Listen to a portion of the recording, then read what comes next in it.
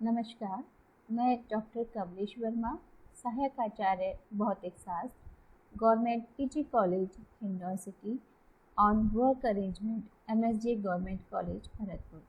आज हम BSc part second के पेपर इलेक्ट्रॉनिक्स में सहसा परिवर्तन युक्त संधि के लिए पीएन संधि डायोड का धारिता प्रभाव, इसका अध्ययन करेंगे। पीएन संधि डायोड का धारिता प्रभाव में हमने देखा था कि जो पीएन संधि डायोड की धारिता है, संधि धारिता, यह आरोपित वोल्टता के साथ साथ संधि के निकट आवेश वितरण पर भी निर्भर करती है। इसके पूर्व के लेक्चर में हमने जो संधि के निकट आवेश वितरण है उसमें लीनियरली ग्रेडेड जंक्शन, रैखिक तह प्रवणित संधि आवेश वितरण के लिए धारिता प्रभाव का अध्ययन किया था तथा इसके लिए धारिता का व्यंजक प्राप्त किया था। आज के इस लेक्चर में हम सहसा परिवर्तन युक्त संधि आवेश वितरण के लिए संधि धारिता का अध्ययन करेंगे तथा धारिता के लिए व्यंजक प्राप्त करेंगे। इसके लिए हम शुरुआत करते हैं सहसा परिवर्तन युक्त संधि एब्रप्ट जंक्शन। एब्रप्ट जंक्शन के लिए जो आवेश वितरण है और अशुद्धि का जो वितरण है उसको इस प्रकार से ड्रॉ किया गया है, जिसको हम बाद में समझेंगे। यह सहसा परिवर्तन युक्त संधि किस प्रकार की होती है, इसको हम देखते हैं कि सहसा परिवर्तन युक्त संधि के लिए हम मानते हैं कि जैसे हमारे पास एक टाइप का कोई अर्धचालक है, आधार है, जैसे कि एन जर्मेनियम के आधार वेफर है, जिस पर हम एन टाइप का है, हमारे पास जो आधार वेफर है, एन टाइप का जर्मेनियम अर्धचालक है तथा जब इसमें हम इंडियम क्या है, थर्ड जो हमारा वर्ग है उसका तत्व है, इंडियम पी पदार्थ की अशुद्धि का मिश्रण करते हैं, तो हम देखते हैं कि जो कुछ इंडियम के जो परमाणु हैं वो जर्मेनियम के प्रभाग में विसरित हो जाते हैं। विसरित होकर उस भाग को पी अर्धचालक बना देते हैं और इस अर्धचालक की जो मोटाई है वो अत्यल्प होती है। विसरण प्रभाग तक एन में दाता घनत्व नियत बना रहता है और एक अत्यल्प दूरी से अशुद्धि इसे पी अर्धचालक बना देती है। इसे हम यहाँ इस चित्र से देख सकते हैं कि यहाँ पर हमारे पास एन जर्मेनियम का आधार, एन टाइप की जर्मेनियम का आधार वेफर है और इधर की साइड से हम इसमें इंडियम अशुद्धि का विसरण करते हैं। इंडियम पी टाइप की अशुद्धि है, इसका जब विसरण किया जाता है तो जो जब इसके परमाणु एन टाइप के आधार वेफर में विसरित होते हैं तो कुछ अत्यल्प दूरी तक तो यह पी टाइप का अर्धचालक बन जाता है तथा बाकी के प्रभाग में ये कंप्लीट विसरित होकर यहाँ तक विसरित हो जाता है और इस प्रभाग में जो दाता घनत्व है Nd वो नियत बना रहता है और यहाँ पर यह पी टाइप का है। यहाँ पर अवक्षय परत का निर्माण होता है और यह अवक्षय परत पूर्णतः एन प्रभाग में होती है। अगर n प्रभाग x इक्वल्स टू 0 से x इक्वल्स टू d तक है तो यह x इक्वल्स टू 0 से x इक्वल्स टू d तक होगी। यहाँ पर हम अशुद्धि के रूप में इसको देख सकते हैं कि ये अत्यल्प दूरी तक तो p टाइप का बन जाता है, फिर एकदम से सहसा परिवर्तन होता है अशुद्धि में या आवेश घनत्व में, और जहाँ तक हमारा एन टाइप के क्षेत्र में विसरण होता है, अवक्षय परत होती है, वहाँ यह दाता घनत्व नियत बना रहता है। आवेश घनत्व के रूप में इसको अगर हम ड्रॉ करें तो यहाँ पर हम देख सकते हैं कि यहाँ पर जो एन ए है इसके परिमाण को दिखाया गया है, तथा यहाँ पर यह जो ऋणात्मक आवेश को शो किया गया है, और x इक्वल्स टू 0 से x इक्वल्स टू d तक यहाँ पर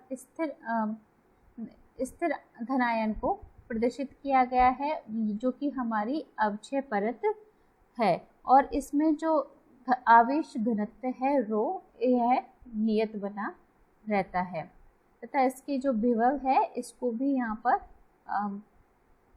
दिखाया गया है। तो इसके लिए हम धारिता का व्यंजक प्राप्त करने के लिए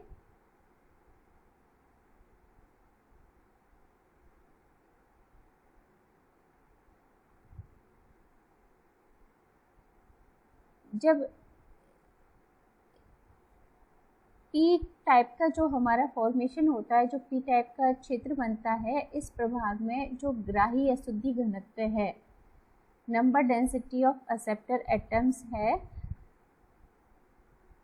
Na, उसका मान n प्रभाग में दाता घनत्व Nd से बहुत अधिक होता है, अर्थात Na much greater than Nd होता है।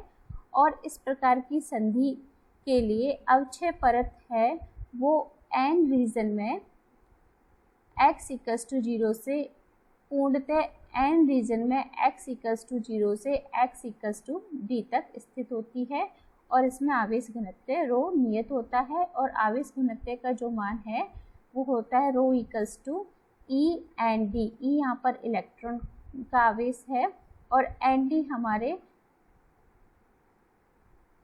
दाता घनत्व जो कि नियत रहता है n प्रभाग में को प्रदर्शित करता है। रो नियत रहेगा। इसके लिए अब हम पॉइसन समीकरण से जाएंगे।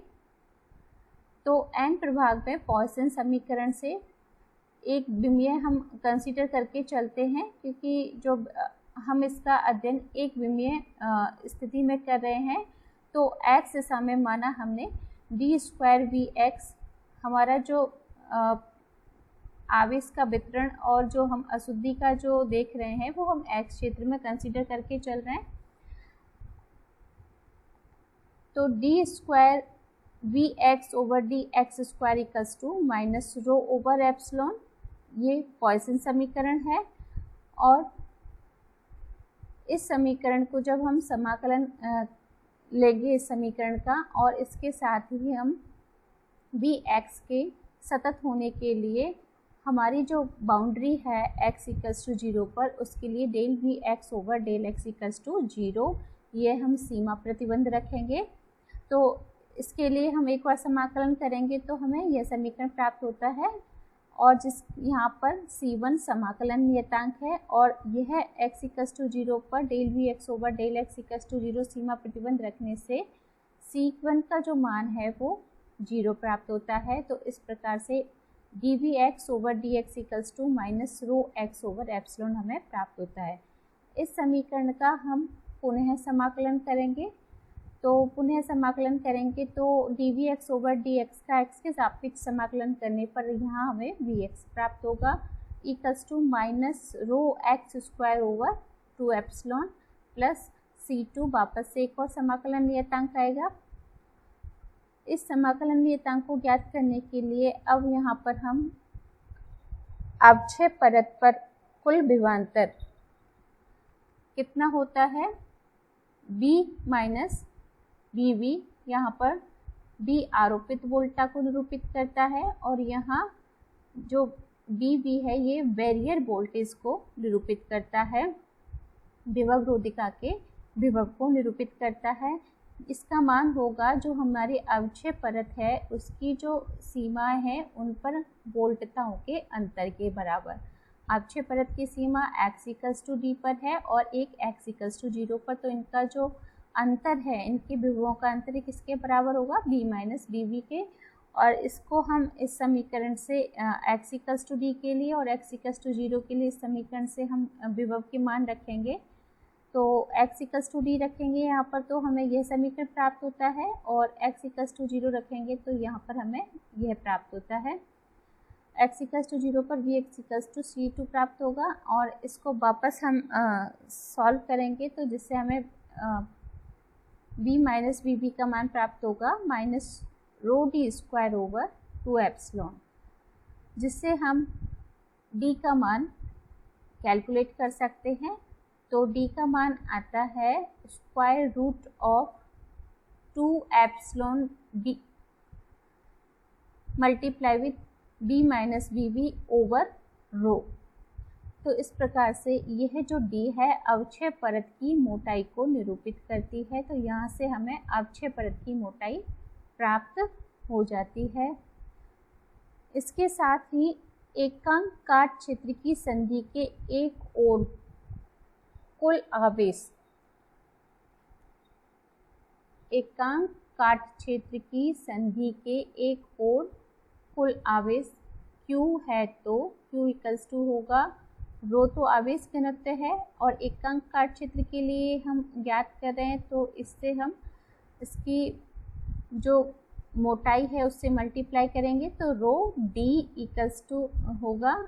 यहाँ पर हम d की वैल्यू पुट करेंगे, और d की वैल्यू पुट करने के बाद यहाँ रो की पावर -1/2 है और यहाँ रो की पावर 1 है, तो जिससे यह सॉल्व होके रो की पावर +1/2 हो जाएगी, और इससे हम आवेश Q का मान ज्ञात कर सकते हैं।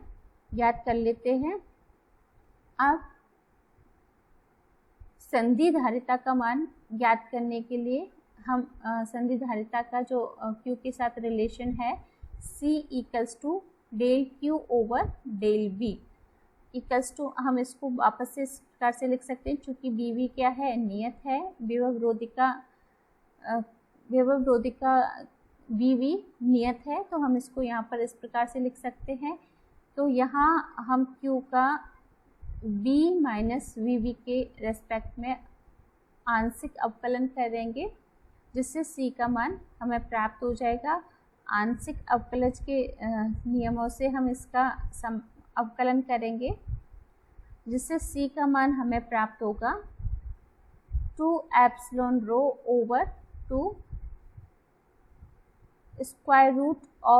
√2ε/V - VV, जिसको हम आगे सॉल्व करेंगे तो हमें C का मान यह प्राप्त होता है, जिसमें हम एप्सिलॉन की पावर +½ को ऊपर नीचे मल्टीप्लाई करेंगे, जिससे एप्सिलॉन बाहर आ जाएगा और यहाँ नीचे एप्सिलॉन की पावर ½ आ जाएगी।